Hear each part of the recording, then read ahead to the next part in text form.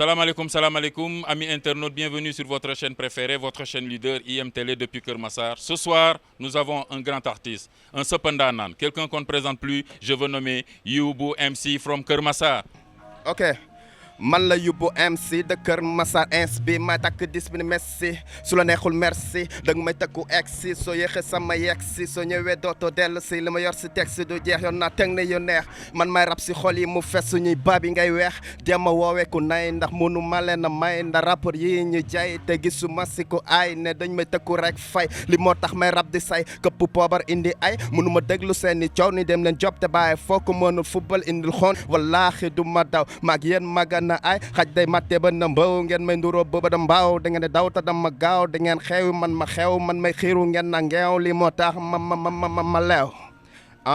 dañoo xew man ma xew yàgg dox si tëli bi di waxtu man tong loolu texte la woon bu ànd ak maas ak tom fan si yee ko doon laaj fokk album génn rap jël si leçon di si déggul lu yéem tëjal ma salaam miñ du ma wax ngay tontu yéen ñëpp ma jox cër fu ma aw rek romb maa ngi nii si yoon kenn mënu ma foom maa ngi yéen si course bii ne da ngeen ma jësoon rappeur yëpp la bale ne yóbbu poobal ne mbali ne ni ma tege ni technique ni soo ma toppee rek dagale yéen élève may jàngale rappeur yëpp la taakale lii ni dama ko man bokk maa ki tappale même bu doon penalty la du ma zor bi raté ndax rappeur yëpp ma sor fitiri ne ni sa bës de soxla gâteau bépp rappeur bi def anniversaire jàppal lii mooy sa cadeau. Ce soir, nous avons un grand artiste, quelqu'un qu'on ne présente plus au niveau de Kermassar, parce qu'il a fait ses preuves, il a eu à faire des lives, il a eu à faire des clips, il a eu à faire plein de choses avec de grands artistes de la place. Je veux nommer Youbou MC. You na nga def.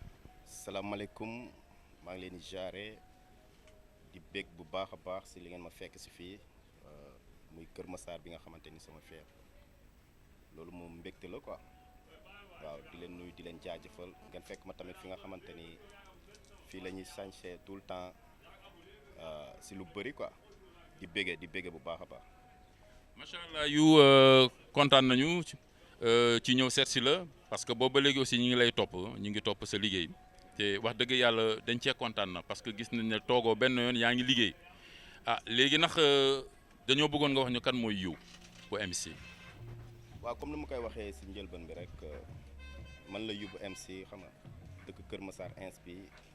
mën naa wax ni maa takk diis bi ni merci xam nga su la neexul foog nga merci quoi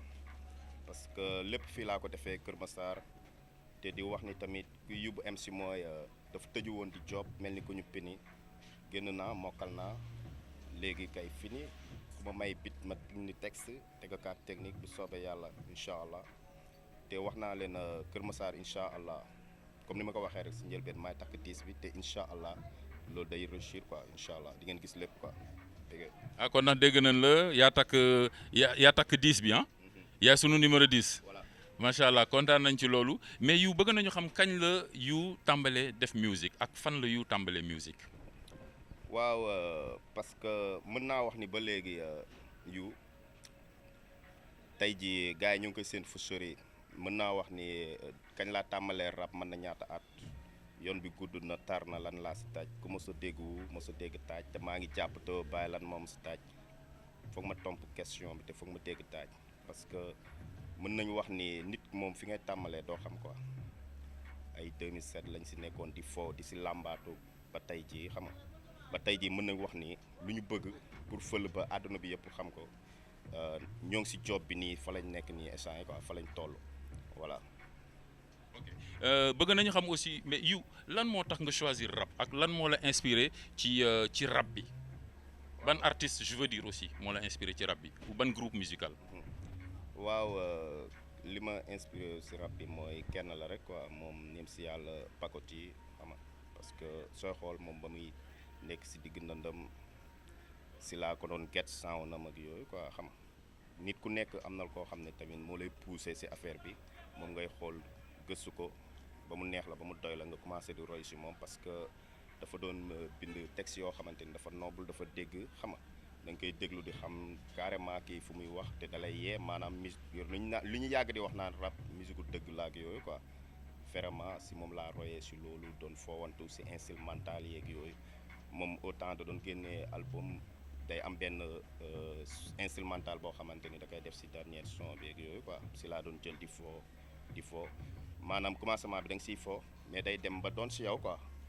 maanaam benn virus nag tab ma seeg yooyu quoi waaw ba tax na comme ni nga koy waxee rek ñu jël lenge beeg yooyu incha allah bëgg ko yóbbu fu sore ak yooyu xam nga ñoo ngi koy ñaanal yàlla vraiment bu baaxoon la jotoon nañ def ay tournée ay côté Gambie ak yooyu yëpp ok macha allah au-delà de ça parce que gis naa ne am na lien bu amoon entre yow ak Pacotille lan moo la en dehors de influence boobu nga am ci Pacotille yow lan mooy sa vraie source d'inspiration sur le plan musical. waaw mooy comme ni ma ko waxee rek man ku ma gis xam ne tamit musique bi ñëwuñ si ngir caaxaan quoi ñëwuñ si ngir caaxaan dañ see ñëw ngir joxe benn mission boo xamante ni ay message la yoo xam ni suñuy rakk tey jii musique lu bëri jeunes yi ñoo koy dégloo ak yooyu te ñun jeunes yi si ñun la ñuy jël référence ak yooyu moo tax tout le temps tamit dama si def benn message yoo xam ne tout le temps day nekk si xelu nit ñi da lay yee quoi da lay yee maanaam mën nañ ko tuddee sax waaraate quoi parce que sooy xool am na sound yoo xamante ni tey jii dinañ si ñëw waaw li nga xamante ni doomu aadama tey jii moo koy dund wala man ma koy dund wala keneen ak keneen si biir musique rap nga ko mën a dégloo xam nga te ñun nag instant yi mission boobu lañ nekk parce que nit ku nekk xam nga rek foog nga def loo xamante ni tey jii soo ko toggee dina war a mën a nekk si xelu nit ñi dina mën a defar doomu aadama beeg yooyu quoi waaw muy man di keneen ak keneen ak mooy li ñuy wax daanaka l'éveil des consciences am na sa benn son bu ma visualiser mais son bi defe naa su ma juumul morceau mu ngi tudd kii sa mag la ah c'est ça mais lan nga bëgg ban message nga bëgg a lancer à travers loolu ak lu la ci inspiré. waaw comme ni ñu koy waxee ah parce que man tout le temps damay def loo xamante ni maanaam réalité la quoi sooy xool seen mag laa bi lu tax ma dóor ko àdduna bi jamono ji ñu koy dund dafa bëri te dafa nekk son boo xam ni maanaam du mos a fay tey jii su ma ko dóoroon tey da ngay yaakaar ni tey la son bi génn quoi parce que message boo xamante ni ñëpp doomu aadama képp koo xamante ne amul complexe rek war na mën a wax ni lii mos naa ko dund te ay preuve yoo xamante ni damay dem si ay concert vraiment gars yi dañ naan vraiment grand mais xanaa da nga ma xam ma ne ko non lu xew mu ne ma son bi li nga si wax lépp laay dund son bi su ma ko mënoon a am teg ko sama gaale pour samay rakk samay frère jox ma cër xam nga ñu xam ne àdduna amul solo parce que li nga si wax lépp dëgg la xam nga moo tax foofu ma naan nii seen mag laa jox la ma cër si kër gi lu ma ñàkk ñoo bokk deret gi xam nga lu ma amul moo ni moo tax kenn joxuma cër si yéen ñi ba ku ma siy woo doo nangoo dem fu mu la yónnee da ngeen foog ne àdduna du mos a wëlbatiku moo tax ngeen may def yenn yi yàlla li ma yan nattu la dis na lool mais dina ma mos a yenn ji su ma duggee si kër gi seen xol commencé bon ku ma siy waxal nga may jaay ji koy xol bu bon yow Ndeye Fatou démb maa ngi lay laaj sama reer nga naa aw ma fi reer teg si naan dama réew sama rakk loolu war na ma ko wax ku ma waxoon sa deret moo lay xañ sa reer ma ne la noo waxal leneen mais ndig ni tey jàppee naan yéen sama noon tax yéen a ngi may cokkaas di ma tooñ xam nga comme genre yooyu dafa metti quoi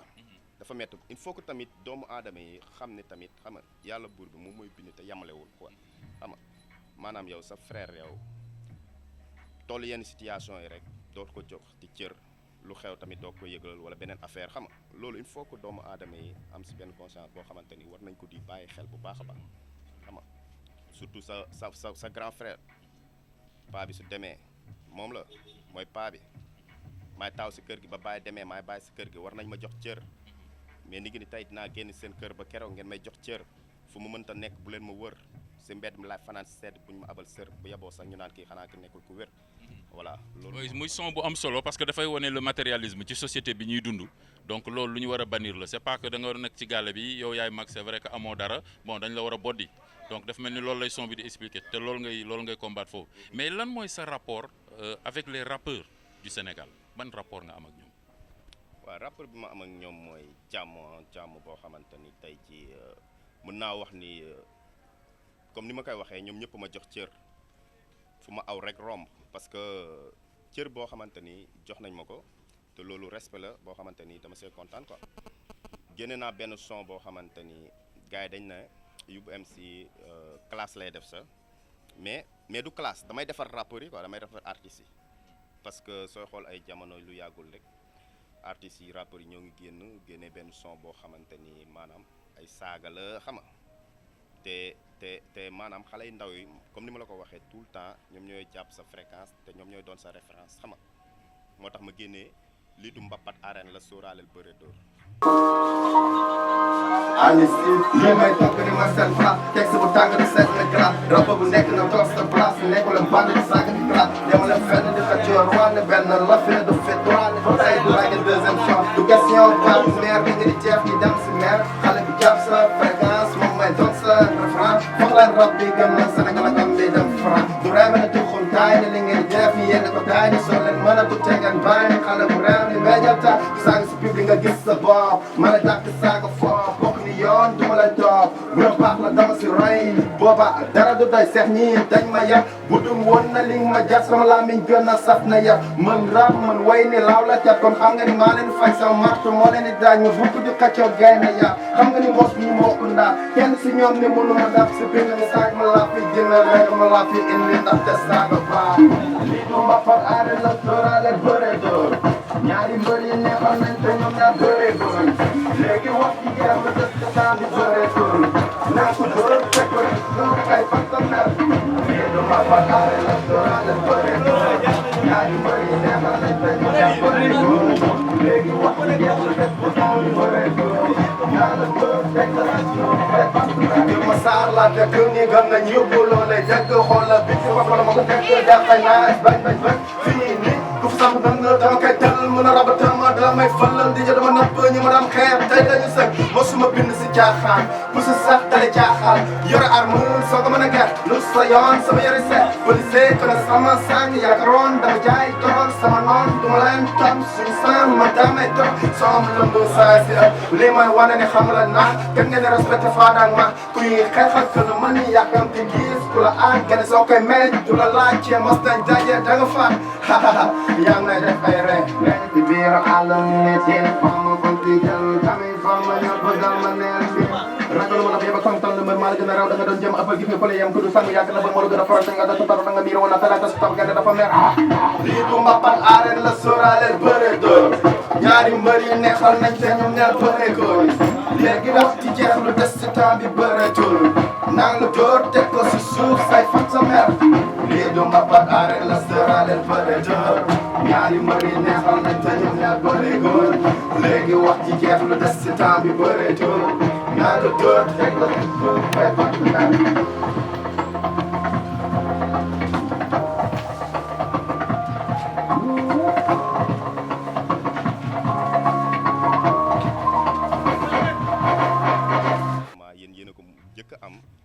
loolu tamit mbégte la parce que yow moom sama grand bu baax nga xam nga moo tax comme ni may expliquer tout le temps tamit ci son bi ma ne leen ku saaga ci public nga gis sa bopp maa leen dàkk saaga foop mais bokk ñu yoon du ma leen topp bu doon lu baax la dama ci roy te boobaa dala du doy seex ñi dañ ma yeb bu dul woon li nga ma jat sama làmmiñ gën a saf na yat mën rap mën wëy ne laaw la cat kon xam nga ni maa leen faj sama marto moo leen di taaj mais bukku di xëccoog gaynde yàpp si yaa ngi comprendre fi may waxee voilà bu doon saagante nii rek xam nga boobaa gënuñ ma ñaaw làmmiñ mais il faut que tamit ñu jéem a xool changé waat rap bi quoi fax leen génnee rap bi Sénégal ak Gambie jëm France quoi xam nga foog maanaam ñu joob loo xamante ni tey jii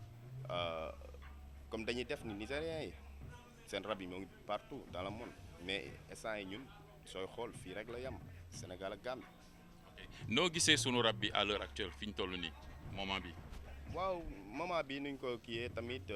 baax na si ñoo ngi xaw a góorgóorlu xam nga ñoo ngi jéem vraiment affaire bi tamit maanaam mag ñi mën naa ne mag ñi jox nañ ko ndaw yi voilà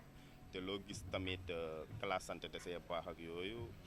parce que loolu mooy gën a jëmmal rap bi mais classe bi lépp nag duñu jàppante en suñu biir quoi il faut que tamit fan si ñi nga xamante ni mu jaral leen ay xeex ak yooyu xam nga ñun classe bi lépp maanaam affaire bi moo ko laaj pour tàngal affaire yi pour nit ki tamit mën a génnee sound nit ki dañ kumpa dem YouTube